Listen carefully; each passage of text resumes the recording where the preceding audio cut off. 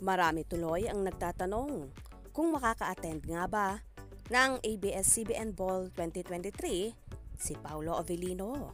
Dahil until now ay nasa Singapore pa rin ang aktor kung saan nagsushooting ng pelikula na pagsasamahan nila ni Kylie Versosa. Nagbahagi kasi ang aktor sa kanyang Instagram ng larawan ng elevator kung saan nakalagay ay now filming. So ang ibig bang sabihin noon ay wala pa siya sa Pilipinas at hindi nga makakadalo sa big event ng kapamilya. Samantala, nagbahagi rin si Paolo ng video sa kanyang Instagram kung saan nag-gym siya at may fanay naman na nagkomento na mabuti at nasa Pinas ka na.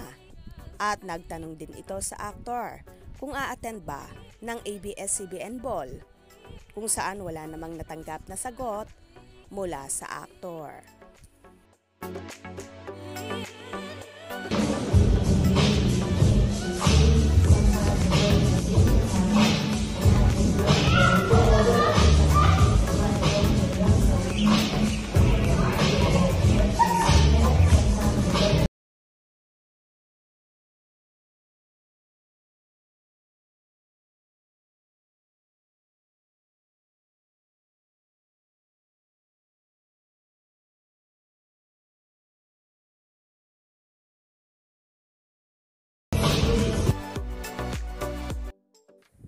Ano naman kaya magiging reaction dito ni Janine Gutierrez?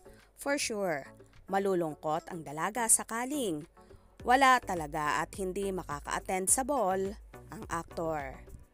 May ibang nagsasabi rin na hindi talaga siya attend at tila ba may iniiwasan.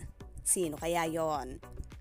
May ilan namang nagsasabi na pasuspense masyado ang aktor at tila manggugulat sa naturang event na yon.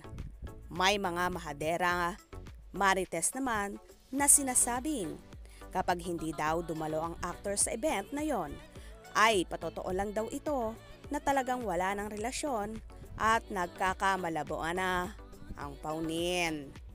May ilang fanay naman na nagsasabi na matibay at matatag ang pagmamahalan ng dalawa.